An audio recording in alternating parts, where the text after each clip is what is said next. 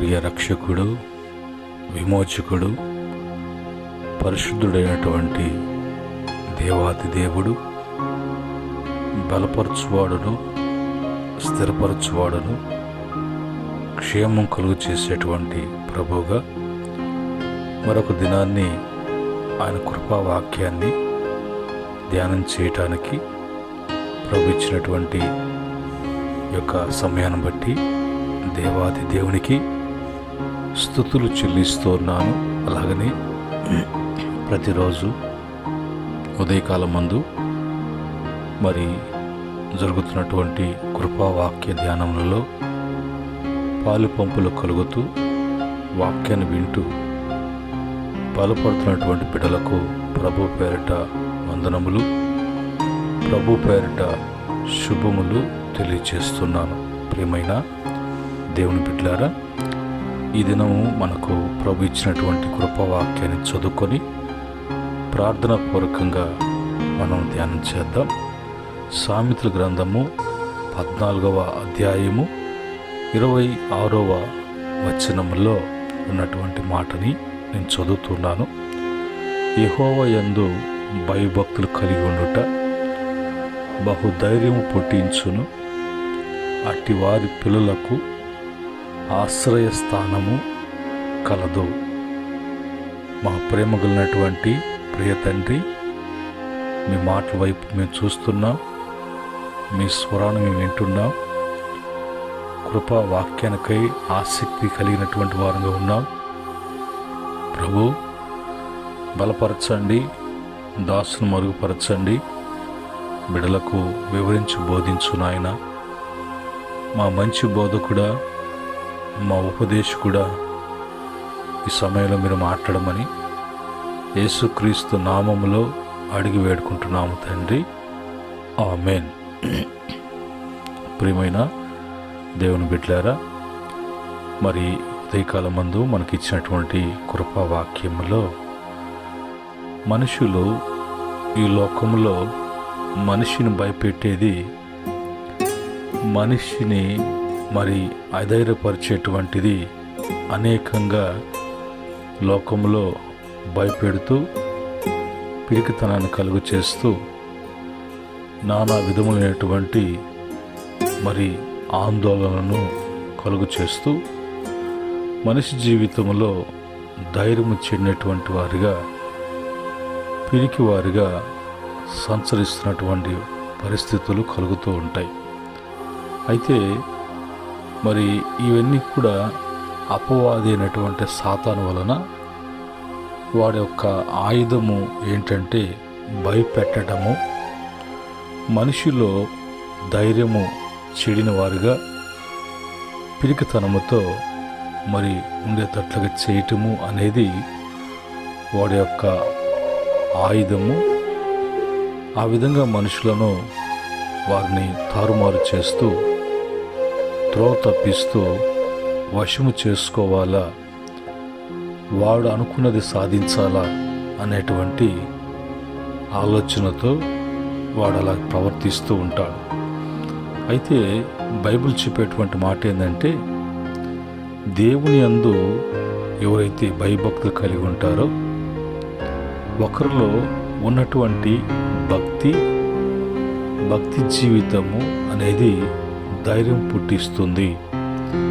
నీవు ధైర్యం కలిగి ఉంటున్నావు అని అంటే, ధైర్యం కలిగి ఉండగలవు అంటే ఏ విధంగా అంటే, నీలో ఉన్నటువంటి భక్తి, భయము నీకు భక్తిని, ఆ భక్తి నీకు ధైర్యం పుట్టిస్తుంది. అంత మాత్రమే కాకుండా అలాంటి భక్తితో కూడినటువంటి ధైర్యం ఎవరికైతే ఉంటుందో వారికే కాదు, వారి యొక్క పిల్లలకు కూడా ఆశ్రయస్థానము కలదు. వారికి దేవుడు ఆశ్రయ స్థానమును కల్పిస్తాడు. ఈ యొక్క మరి మాటలను బట్టి మనకు దేవుని వలన ఎంత భద్రత లభిస్తుందో ఈరోజు పిల్లల విషయం తీసుకున్నప్పుడు ఈ లోకంలో ఉన్నటువంటి పరిస్థితులను బట్టి ఎంతో భయ ఆందోళన చెందుతూ మరి అర్థం కానిటువంటి పరిస్థితి. అయితే అది లోకస్తులకు, లోకాన్ని నమ్ముకున్నటువంటి వారిని, లోకాన్ని వెంబడించేటువంటి వారికి అలాంటి భయాలు ఉంటాయేమో, కానీ దేవుని యందు భయభక్తులు కలిగినటువంటి బిడ్డలకు ఏ భయము, ఏ పిరికితనము అవసరము లేదు. ఆయన ఎప్పుడు కూడా తన బిడ్డలకు ఆయన ప్రాకారముగా ఆయన భద్రతను, ఆయన సంరక్షణను బిడ్డలకు ఎప్పుడు కూడా కలుగు చేస్తాడని దేవుని మాటల నుంచి మనకు తెలియచేయబడుతూ ఉన్నాయి. ఈరోజు మనము ధైర్యం గురించి చెప్పుకున్నప్పుడు, ధైర్యం గురించి మనం ధ్యానం చేస్తున్నప్పుడు, ఈ ధైర్యం అనేది మనకి ఎలాగ లభిస్తుంది, ఎవరి వల్ల లభిస్తుంది, ధైర్యం కలిగి ఉండాలంటే మనం ఏం చేయాలి, ఏం చేయమని దేవుని యొక్క వాక్యం చెప్తుంది అనేది మనము మరి వాక్యం చూచి మనం సరి చేసుకోవటానికి, సరిదిద్దుకోవటానికి ప్రభు ఎదుట మన భక్తి జీవితాన్ని ప్రదర్శించటానికి లోకానిలో ఉన్నటువంటి వారు ఆకర్షించబడి వెలుగైనటువంటి దేవుని వైపుకు వాళ్ళ యొక్క హృదయాలు త్రిప్పేటువంటి బలమైనటువంటి పాత్రలుగా ఉండటానికి ఈ ఉదయకాలం ముందు కృపావాక్య ధ్యానాన్ని బట్టి మనం ధ్యానం చేద్దాం. యోబు గ్రంథము 4వ అధ్యాయము 6వ వచనములో, నీ భక్తి నీకు ధైర్యము పుట్టింపదా. నిజమైనటువంటి భక్తి నీకుంటే ఆ భక్తి నీకు ధైర్యం పుట్టిస్తుంది. ఒకవేళ నీ భక్తి సరికాకుండా అది పై భక్తిగా, భక్తికి పైకి భక్తికి తగినటువంటి శక్తి నీలో లేనప్పుడు ఆటోమేటిక్గా అది భయము పుడుతుంది. కనుక పైకే నువ్వు భక్తుడివి, నీలో ఎలాంటి భక్తి లేదు. కారణం దేవుని కూర్చున్నటువంటి భయము లేని కారణం బట్టి నీ యథార్థ ప్రవర్తన నీ నిరీక్షణకు ఆధారము కాదా. 2 విషయాలు ఇక్కడ తెలియచేయబడింది. భక్తిని బట్టి ధైర్యము, యథార్థతను బట్టి నిరీక్షణ, దేవుని మీద ఆధారపడటము అనేది జరుగుతుంది. ఇది లేనప్పుడు మనిషి జీవితంలో పిరికితనము అనేది చోటు చేసుకుంటూ ఉంటుంది. రెండవదిగా యోబు గ్రంథము 11వ అధ్యాయము 18వ వచనములో, నమ్మకమునకు ఆస్పదం కలుగును కనుక నీవు ధైర్యంగా ఉండుము, నీ ఇంటి వారిని నువ్వు పరిశోధించి సురక్షితముగా పడుకొందువు అని రాయబడింది.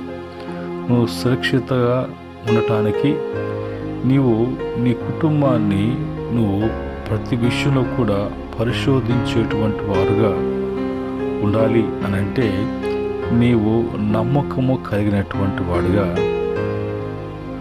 నమ్మకానికి ఆస్పాదము అని అంటాడు. ఆస్పాదము అని అంటే ఆ నమ్మకాన్ని బట్టి దేవుని మీద ఆధారము కలగటానికి, దేవుని మీద నువ్వు ఆధారపడటానికి, ఆయన ఆధారం చేసుకోవటానికి నీలో నమ్మకం ఉండాలి. కనుక దీన్ని బట్టి నీవు ధైర్యంగా ఉంటావు. దీన్ని బట్టి నీ కుటుంబంలో మరి నీ ఇంటి వారిని పరిశోధించి వారి విషయంలో మరి జాగ్రత్త కలిగినటువంటి వాడుగా సురక్షితంగా ఉంటావు అన్నట్లుగా, కుటుంబ యజమానుడిగా, కుటుంబంలో పెద్దలుగా వారు నమ్మకం, ప్రభు మీద నమ్మకం ఉంచి ఆ నమ్మకానికి ఆధారంగా దేవుని యొక్క వలన కలిగేటువంటి ధైర్యము, ఆ ధైర్యాన్ని బట్టి కుటుంబంలో బిడ్డలని ప్రతి విషయంలో కూడా వారిని పరీక్షించటం కానీ, పరిశోధించటం కానీ, వాళ్ళు ఉన్నటువంటి పరిస్థితిని బట్టి దేవుని యొక్క సురక్షిత వాళ్ళకు ఉన్నది అనేది నెమ్మది కలిగి ఉంటారు. అలా లేనప్పుడు కుటుంబాలలో వాళ్ళకు భయము అనేది కలిగి ఉంటారు. తర్వాత దేవుని వాక్యంలో మరి 3వదిగా కీర్తన 27వ కీర్తన 3వ చరణములో మరి 1-2 వచనాలు కూడా చూసినప్పుడు అక్కడ భక్తుడు మొదటి చరణంలో, యెహోవా నాకు యెహోవా నాకు వెలుగును రక్షణ అయి ఉన్నాడు అని ఆ కంటిన్యూషన్ వస్తూ వస్తూ 3వ చరణంలో నాతో యుద్ధము చేయుటకు దండు తిగినను నా హృదయము భయపడదు, నా మీదకి యుద్ధము రేగినను దీనిలో ధైర్యము మరి విడువక ఉందును అని అంటాడు. అంటే ఇప్పుడు అంత ధైర్యముగా అతను మాట్లాడుతున్నాడంటే నాకు మరి రక్షణ కలిగించేటువంటి వారు, నాకు ఆ యొక్క పరిస్థితుల్లో వెలుగుగా ఉండేటువంటి వారు దేవుడే కనుక ఆయన నాకు అన్ని విధాలుగా ఆయన యొక్క మరి సహకారము నాకున్నప్పుడు నరమాతులకి నేను ఎందుకు భయపడాల్సి వస్తుంది? ఏది దండు తిగినను ఏది వచ్చినను నేను ధైర్యము విడవక ఉంటాను. ఎందుకంటే అతని యొక్క ఆలోచన అంటే మరి నా పక్షంగా దేవుడు ఉన్నాడు, దేవుడు జరిగిస్తాడు. నేను అంత రిస్క్ తీసుకోవాల్సిన అవసరం ఏముంది? ఆయన నాకు వెలుగుగా రక్షకుడిగా నాకు విషయంలో ఆయన బాధ్యత తీసుకుంటున్నాడు కాబట్టి నేను ఎవరికి కూడా భయపడాల్సిన అవసరం లేదు. నా ధైర్యం నేను ఎన్నడూ కూడా విడవను అని అంటాడు.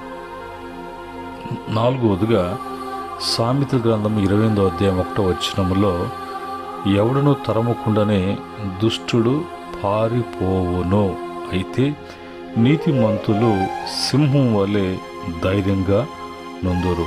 వాళ్ళలో ఏ అన్యాయము ఏ అక్రమము అతిక్రమించటము లేకుండా లోకమాలిన్యము అంటకుండా వారెప్పుడు కూడా ప్రత్యేకించబడినటువంటి వారుగా ప్రత్యేకంగా జీవించటానికి పాపముతో పొత్తు కానీ పాప సంబంధమైనటువంటి అపరాధములు దోషములు లోకంలో ఉన్నటువంటి అల్లరితో కూడినటువంటి ఆటపాట్లు క్షణకమైనటువంటి ఆనందాలు ఉన్నటువంటి స్నేహాలు వీటన్నిటికి కూడా వీళ్ళు ఎప్పుడు కూడా దూరంగా ఉంటారు. కాబట్టి వారు మరి తీసుకున్న నిర్ణయం వాళ్ళు ప్రవర్తించే ప్రవర్తన దేవుని ఎదుట వాళ్ళు కలిగి ఉన్నటువంటి భయము మరి వాళ్ళకి ఏం పుట్టిస్తుంది, అది వాళ్ళకి ఏం తెచ్చిపెడుతుంది అంటే సింహం వలె ధైర్యంగా ఉంటారు.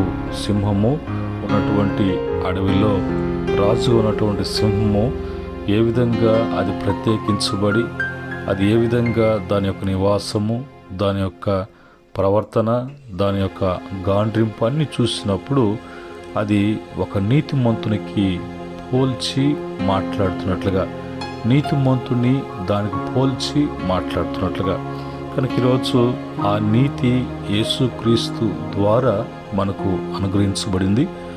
ఆ నీతి దేవుని నీతి ఉన్నది.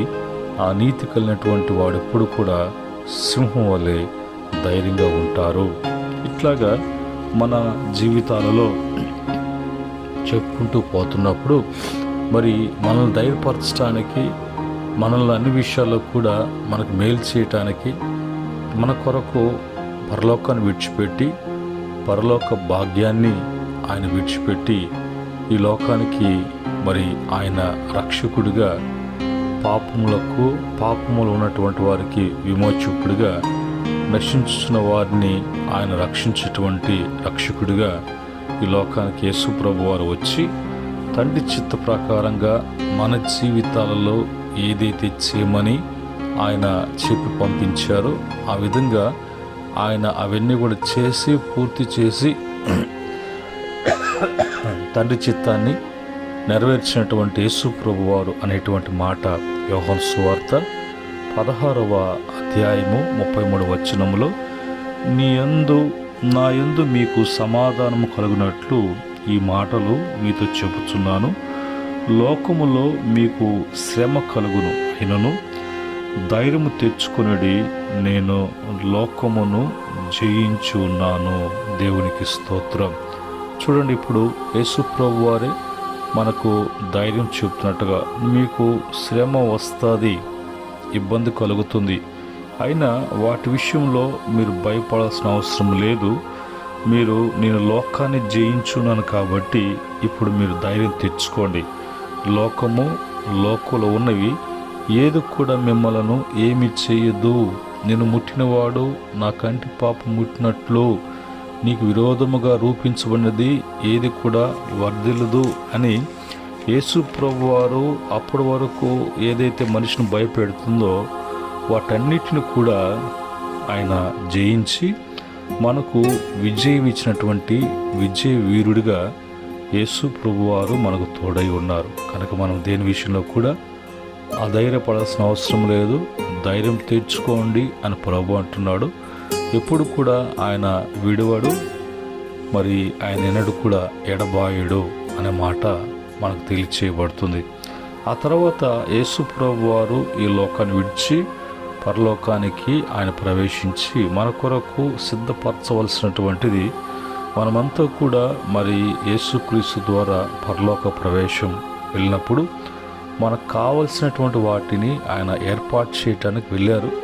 ఆ తర్వాత ఆ బాధ్యత మరి తన శిష్యులైనటువంటి అపోస్తులకు ఇప్పించిన ఆ బాధ్యత అప్పగించినప్పుడు వారి ద్వారా మరి దేవుని యొక్క మరి సువార్త ప్రకటించడానికి, దేవుని వాక్యాన్ని అనేక మందికి సత్యాన్ని బయలుపరచడానికి దేవుడు వారిని ధైర్యపరిచి మరి పాపం ఉన్నటువంటి వారిని సువార్త ద్వారా విడిపించబడి వారికి కూడా ధైర్యం కలిగి వారికి జీవితం ఉన్నది, వారికి మరి పాప శిక్ష లేదు, యేసు ప్రభు వారి యొక్క మరణం, యేసు ప్రభు వారు చిందించిన రక్తం, యేసు ప్రభు వారి యొక్క బలియాగం మానవునికి తెచ్చిపెట్టినటువంటి గొప్ప రక్షణ గురించి వారు ఆ దినాలలో మరి దేవుని వాక్యాన్ని బహుధైర్యంగా బోధిస్తున్నటువంటి ఆ దినాల గురించి కూడా అపోస్తుల కార్యము 4వ అధ్యాయము 31వ వచనము, అలాగనే 9వ అధ్యాయము 13వ అధ్యాయం 14వ అధ్యాయాలు,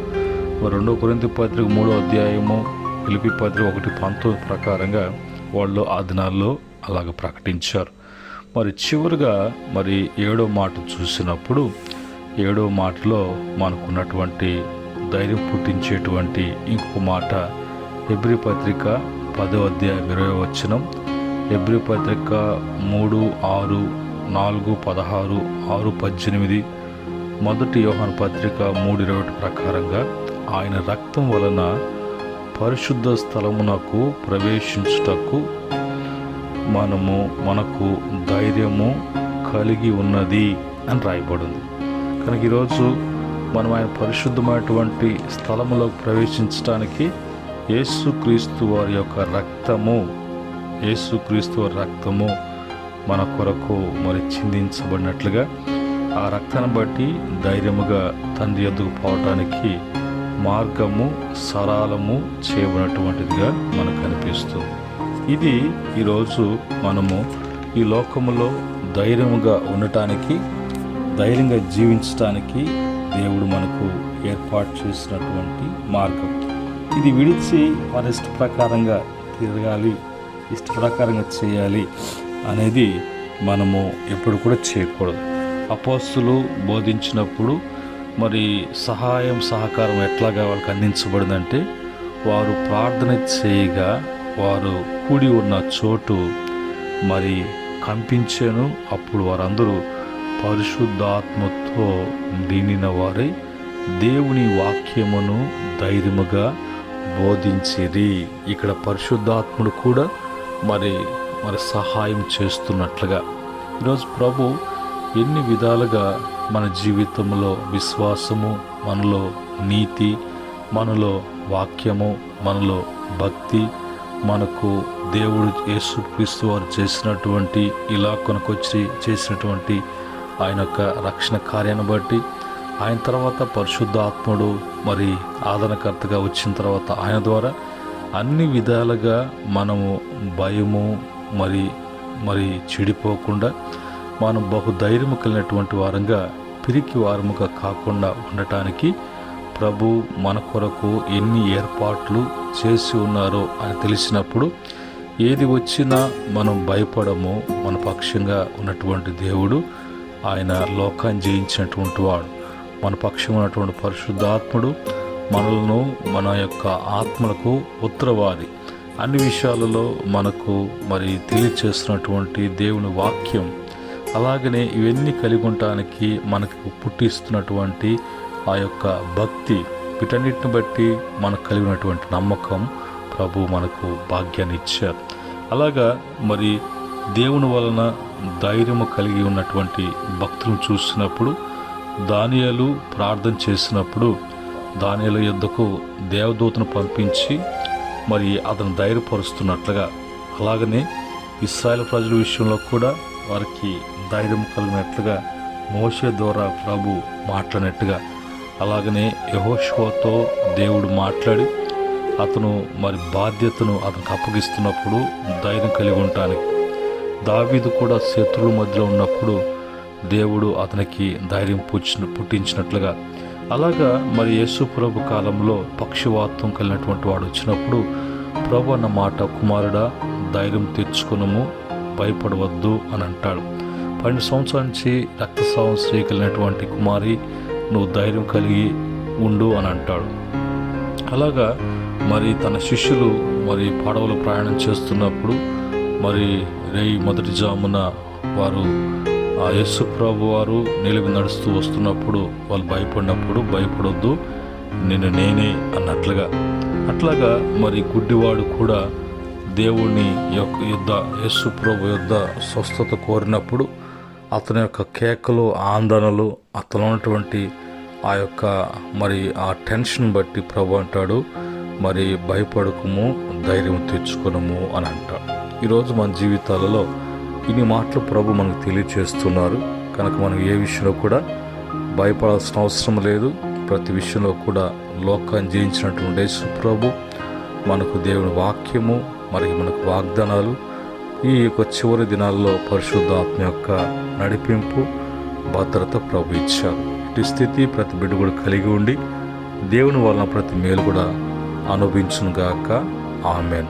పరిశుద్ధుడైనటువంటి తండ్రి, జీవగలటువంటి జీవాధిపతి, కృపావాక్య ధ్యానముల్లో మాకు ధైర్యం పుట్టించడానికి, ఈ లోకములో మేము ఒంటరి వారము కాదని మాకు ఎన్ని విధాలుగా మీరు చేసిన ఏర్పాట్లను బట్టి ధైర్యము ప్రభా పుట్టించినందుకు, పుట్టించబోతున్నందుకు స్తుతిస్తున్నాం, కనపరుస్తున్నాం. వాక్యమైన బిడ్డల జీవితాల్లో కూడా ధైర్యం చెడి ఉంటే ధైర్యపరచునాయన. బిడ్డలను ఈ దినమంతట్లో వాళ్ళ జీవితకాలం అంతలో కూడా వారికి విజయం దయచేయమని, అపజయాలు చూడకుండా విశ్వాసకర్తని వైపు చూసి ముందు సాగి కృప దయచేయమని, ఆయన ఈ దినమంతట్లో సకల పరిశుద్ధుల సేవను కూడా దీవించమని యేసుక్రీస్తు నామంలో అడిగి వేడుకుంటున్నాము తండ్రి. ఆమెన్. సమస్త జ్ఞానముకు మించినటువంటి తండ్రి ప్రేమ నిత్యముగా మరణం నుంచి జీవనకు దాటించబడటానికి ఏ ఒక్కరు నశించిపోకుండా మరి కుమారుని యొక్క దివ్యమైనటువంటి కృప ప్రతి బిడ్డ కూడా ప్రభు కొరకు సిద్ధపరచబడి సంఘముగా ఎత్తబడి ప్రభు యొక్క రాజ్యంలో ప్రవేశించడానికి ఇవ్వబడినటువంటి పరిశుద్ధాత్మ యొక్క మరి సంతోష సహవాసము ఈ మాట వింటున్న బిడ్డలకును సకల పరిశుద్ధులకును ఆయన దాసులకును సదా తోడై నడిపించునుగాక. ఆమేన్. దేవుడు మిమ్మలను మీ కుటుంబాలను దీవించి ఆస్వాదించునుగాక. ఆమేన్.